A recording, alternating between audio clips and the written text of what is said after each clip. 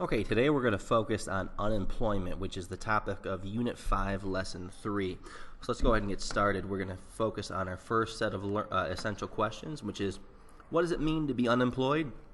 You might think you know what it means to be unemployed. You could be correct. Most students that I have that walk in the door when we cover this topic, they have a general idea what it means to be unemployed, but there's a little bit more to it than maybe you realize. And then we have our second one, which says, how is unemployment calculated and what types exist? Let's get into our learning targets, which is going to cover how we're going to determine the answers to these. We're going to have to explain how economists measure unemployment, identify the flaws in the way that unemployment is measured. We're going to identify and differentiate the types of unemployment that exist, and discuss the impact that unemployment has on the economy and individuals. Really important to pay attention to, let's see, which is it? It is number 2. That has been a reoccurring topic when you take your M-STEP, which will be just in a few months. So hopefully you are really good at number 2. And number 3. Number 3 has really been on there too. So let's go ahead and get started. Think, what does it mean to be considered unemployed? Does it mean that I don't have a job? Does it mean that I don't have a job but I'm not looking for one? Well, let's see. So, learning target 1 and 2, explain how economists measure unemployment, identify the flaws in the way that unemployment is measured. Let's see here, what does it mean to be unemployed? Well, to be considered unemployed, you have to be part of the labor force. Now, the labor force is something that would have been covered, I believe, back in Chapter 9, but I'm not sure if you covered that with your instructor or not. So let's get into it. Let's do a little bit of review. To be considered part of the labor force, you need to be 16 years or older. You need to have a job or be looking for one. There are some exceptions, as we don't count the following. We don't count people who are students. We don't count people who are in jail or prison. That should be obvious. You're not going to have a job if you're in jail or prison at the time. But of course, you're probably thinking, but they've got jobs in prison. Yeah, but we're not going to count that as the same thing. Then you have people in the military as well. We do not count them as being unemployed. Pretty much you could probably think that the job that they have is being in the military. So to be unemployed, I have to be a member of the labor force. And so I have to be having a job or at least looking for one. So if I don't have a job, say that you're 20 years old and you don't have a job and you're not even looking for one. If someone asks you, are you unemployed? You can't say yes because you know why? You're not looking for a job. If somebody said, hey, are you unemployed? And you're like, yeah, I am. I just can't find a job. I keep looking for one but just can't manage to land one. Yes, you would be considered unemployed. So how is unemployment calculated?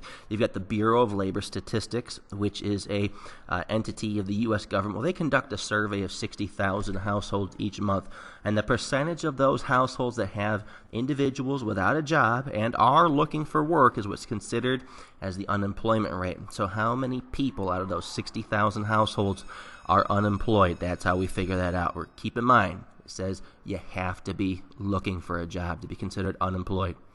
I mean, think of it. If you're retired, if you called my house 40 years from now and they're like, Mr. Norton, are you currently employed? I'd be like, no. They'd be like, are you looking for a job? No, because I'm retired. I would not be considered part of the labor force, and I would not be considered unemployed. Now, there are some problems with the way unemployment is calculated. We don't take into account the following: people who are working part-time jobs. Maybe you got a job. When you hear things, and every president, they try and go ahead and play with numbers to make it look like they're doing a great job. They keep putting out the unemployment rate, and it goes down. A lot of times, what we've seen during the course of my lifetime with various presidents, just not one individual, is that unemployment rate goes down. But we also look at the type of jobs that people are getting aren't paying as much as they used to. So I could be like, yeah, I was making $25 an hour at Ford and they closed, but I got a job at McDonald's making minimum wage. Well, you're considered employed, so you could sit there and go, well, hey, people have jobs, which is true, but, there's some information you need to pay attention to as well. So we've got people who are underemployed. It doesn't pay attention to that either. Now, that means I'm working part-time, but I want full-time. That person who gets a job, part-time work, probably going to be a whole lot better than no-time work. And then so they would take full-time if it were offered, but they couldn't happen to come across that opportunity, at least just not yet. Then you have people who are underemployed, It's working a job that's beneath your skill set. I had a student this year email me and say that she was actually unemployed, which was the first time I'd had anyone actually mention that to me, because she graduated high school with a associate's degree. She went through the dual enrollment program, and while she's at college right now, in her first year, she's waiting tables. So she has a associate's degree, and she is waiting tables. Let's just make it a little bit easier too. Maybe you have a degree that would allow you to practice medicine, but the only job that you can find is fry cook at McDonald's. Okay, obviously there's a big difference in skill set. Are you working? Absolutely. Are you working a job that's equal to your skill? No. Discouraged workers. If I just give up looking for a job, I become a discouraged worker. That also means that all of a sudden, I don't get counted as being unemployed anymore. So I could actually make the unemployment rate look better if we have a bunch of discouraged workers. That has been kind of the argument used to attack the current president's unemployment rate. But, we're not really going to get into that. The other problem, too, we mentioned that it's 60,000 households. 60,000 households in the grand scheme of how many there are in the United States is very small. So maybe you call a bunch of houses that just happen to be lucky enough to have a job, or maybe you get the unfortunate part of talking to a bunch of households that are struggling and looking for work. I don't know. It depends on who you talk to. So some other trickiness too, we also have some terms we throw around that's called full employment. Don't get that confused. The very first time I ever saw that, I thought, oh, that must mean there's no unemployment that exists because everybody's fully employed. It doesn't really mean that. What full employment means is that unemployment does actually exist, but what unemployment does exist is not because of cyclical. And I'm not going to get into cyclical now. That's going to be something that we talk about a little bit later. So the first activity I want you to try and focus on is try and solve this. It says you overheard someone on the street talking about how they are unemployed, but have not looked for work in over a year. Create an explanation of why they are misinformed. So why is this person wrong when they say that they're unemployed? Go ahead and pause the video, do what you need to do, look back at some information, maybe need to rewind, get a refresher, and then when you're done, go ahead and move on to the next part. Our second part is President Business. Now, if you've seen the Lego movie, you know I just totally ripped off the name of the president, the evil character in that movie. But anyways, President Business has just announced that the unemployment rate has dropped by over 1% over the past fiscal quarter, which is 3 months. And that this must mean that more people are working full-time jobs as a result. And I'll explain to the American public how the unemployment rate is calculated and point out 2 ways in which his statement could be false. If you need to rewind and go back, do that. But when you're done and ready to go, let's go ahead and move on to the next part. Your friend, your best friend, has just told you that President Business is the best president in the history of the nation. He claims that the nation is experiencing full employment and that as a result, everyone has a job. Now explain to your friend why they're misinformed. And that shouldn't be too hard. Rewind if you need to. Figure out the information that you have to answer that particular activity. We're going to get into learning target 3, which is identify and differentiate the types of unemployment that exist. Now, there are 4 types. Structural, so I kind of put underneath an easy way to remember that. Structural, skill set or technology replaced your job. So when I reference skill set, think of it this way. This means that there are jobs that exist. This is not to be confused with underemployed, which happens every year. So it means that the skill set that I have doesn't match the jobs that are available. So jobs actually exist. There are want ads out there, but I don't have the skill set. So the example that I like to use in class is think of it this. Point at anyone in the class and just say, that person is going to drop out of high school today. Now, it's unfortunate, but that's the decision they made.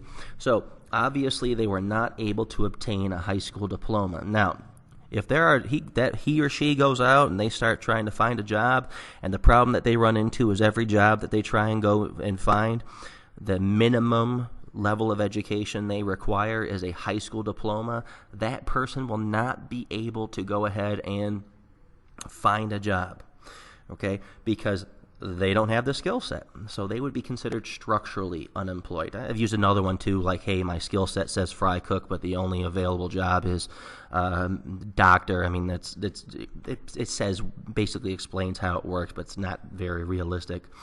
The The other thing, too, is if you are replaced at your job by a robot, so these would be things that more or less happen in the manufacturing industry, because each year it seems that more jobs are lost because of increases in technology, new inventions. So that's the other part that qualifies for structural. Now, frictional it's your choice. You have chosen to become unemployed. Now, that can work in a number of different ways.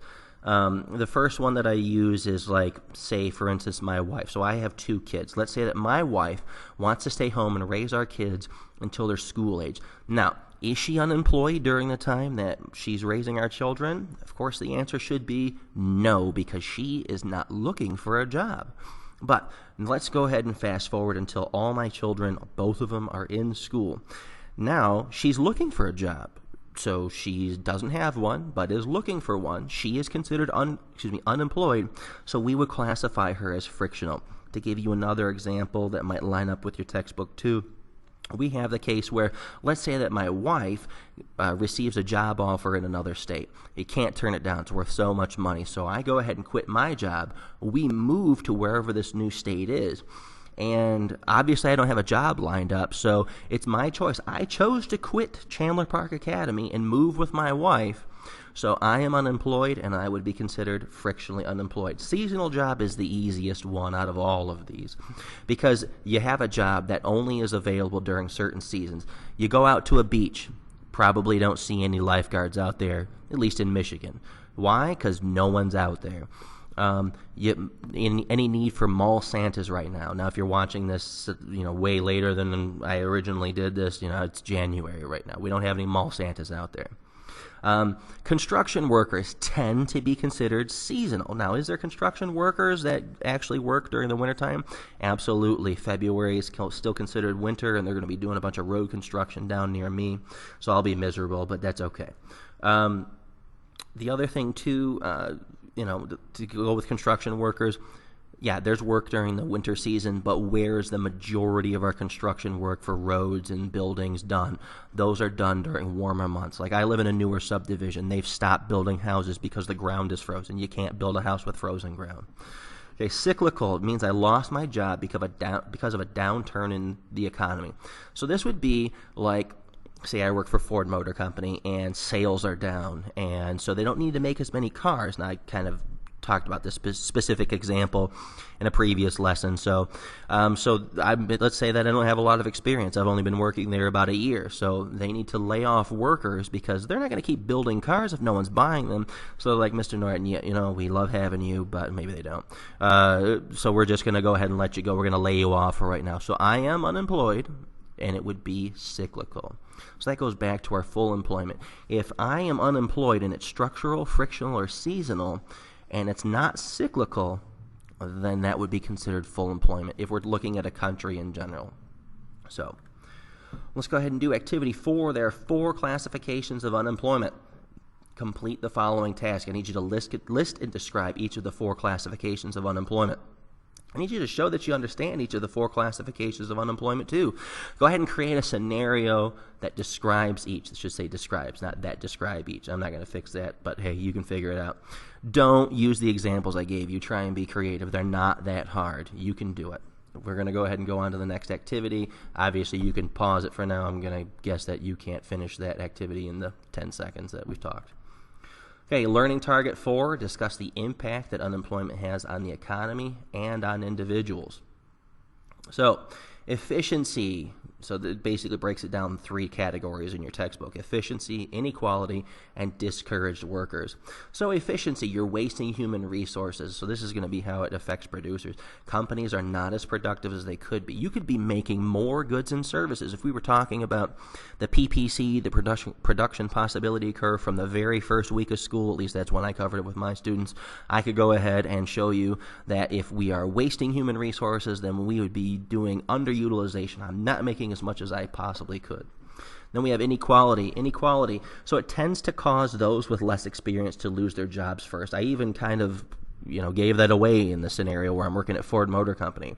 A lot of times when people lay off, they take the ones with the least experience first. So people are like, I don't have that much seniority, so I'm probably going to lose my job. Or when companies start cutting back, a worker might think, well, I've got a lot of seniority, so it's not going to really affect me that much. Typically, minorities and younger workers are impacted the most. I don't really have an answer for the minorities portion. They do give some graphs in your textbook that help try and illustrate that, but there's not really an explanation.